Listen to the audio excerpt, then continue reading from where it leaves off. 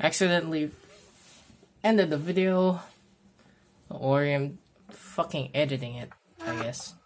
So here is the insides of the cassette deck. As you can see, we have here is the thing for the flywheel, which is, I think, is still okay. Because of the speed of this thing, is still okay even for its age. And everything from this thing is still hot. Like this is fucking hot.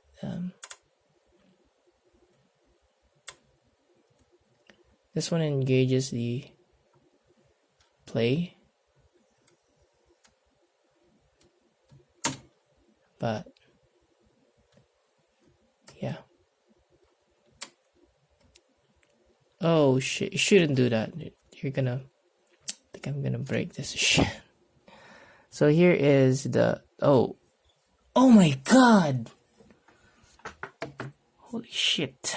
So because this is an old tape deck, I see a crack, a fucking crack. Is that a fucking crack? I think it's a crack. I think it's a fucking crack. So this is the solenoid that guides the thing. Oh, fuck.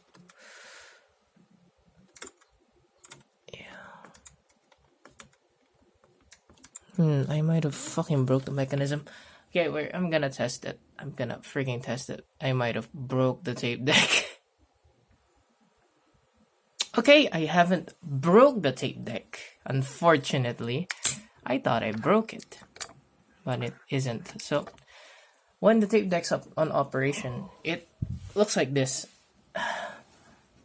It's a very sophisticated tape deck for its time, actually.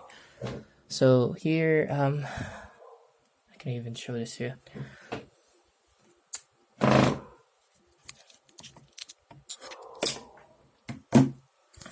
So inside of this, we have here, which is driving. This thing is driving the thing that plays and stops the thing, which is there, as you can see. And it has an idler, which I guess it's still working perfectly fine even on this generation. Oh shit. If you can see it right. If you can if you can see it somewhere, right there is the idler.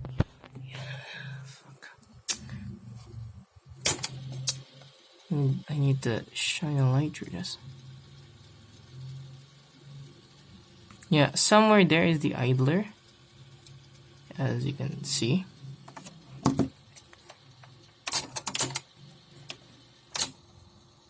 And the auto stop mechanism still works on this, surprisingly.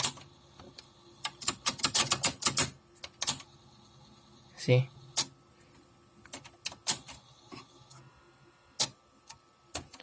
Fast forward. See, it still works. And as you may see here, we have our lots of 1980s components. Also, we can see the faulty VO meter, and here is the volume pot, which, as you can see, some small light is going through it while I change it.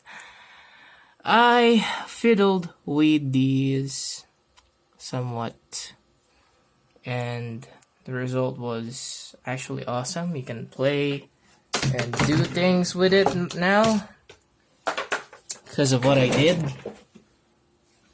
This tape deck is an AKAI, and well, you shouldn't touch it because it's connected to the fucking AC, so you know it's hard for me to even move this thing because it's connected to the power line, and you shouldn't fucking put water here because you might get electrocuted. So we're gonna forcefully move it so that we can experiment it more. So, okay. So here's the tape deck. Press the play. Heads will go up. Let's start the tape. This is for the rewind. And fast forward.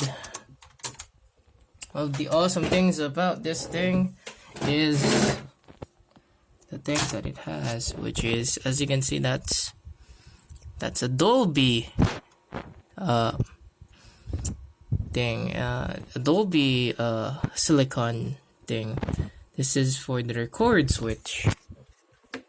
So if you have a blank tape with these fuckers intact, insert it on your player. Oh, it's on play mode. Oh no, it's not. It's on play mode. I forgot. You're gonna press this, and as you can see, there is a solenoid that clicks it on top, which is awesome. Very awesome. You might hear the noisy ass tape, which just moving. And as you can see, the idler is super fast.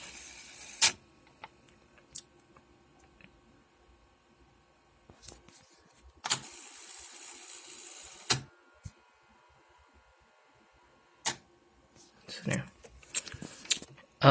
We have this thing which controls the speed of the tape. You can see. One thing that is noisy, in fact, on this thing, is the idler. Because of the age,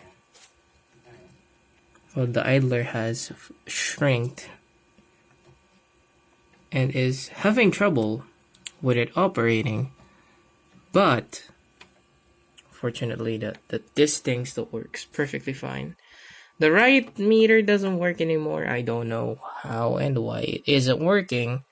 Even if I do that, it's not gonna do anything.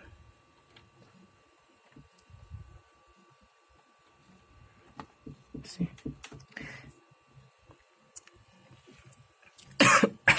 These old 80s machines are very sophisticated in terms of technologies in them. There is even a Toshiba chipset on here, which is, as you can see, there it is. That's it. It's a Toshiba chipset and some other components. These. For what I can see, there's no electrolytic capacitors in here, which could leak. But some capacitors are not on their age anymore, so alam mo na, they're not sounding good. But you can replace them if you're an IT technician. If you're an electric engineer, unfortunately, I am not. Look at this sophisticated eject button. Even the eject button is like that. This latch is there. As you can see. But if I press play, you cannot eject it. See, now you can't eject it because this is holding that for the eject.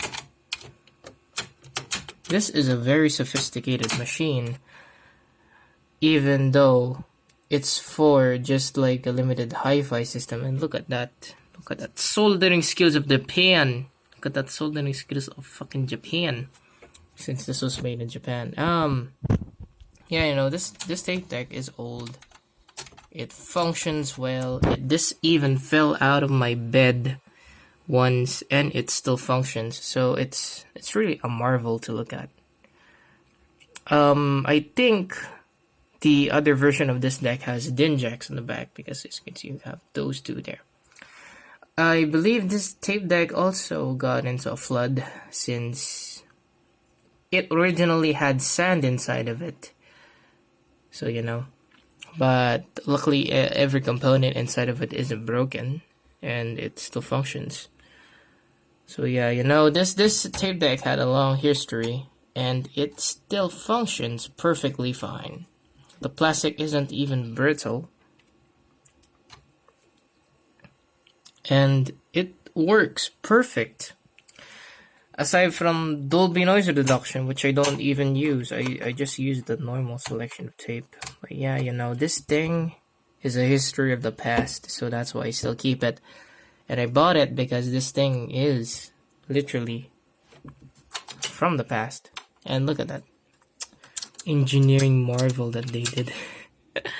So yeah, everything on here is semi-replaceable, even the power supply section, since as you can see it's a sprocket which you plug in and out.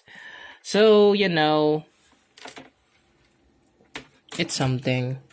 One thing that I don't like on these type of tape decks is that their puny outlet thing is not great for audio. Once you change the outlet thing for this thing, you can get much more better audio on it, the outlet cable. But yeah, you know, that's this cassette deck in a nutshell. Yeah, thanks for watching then. Just gonna go ahead and edit a video, I guess, you know.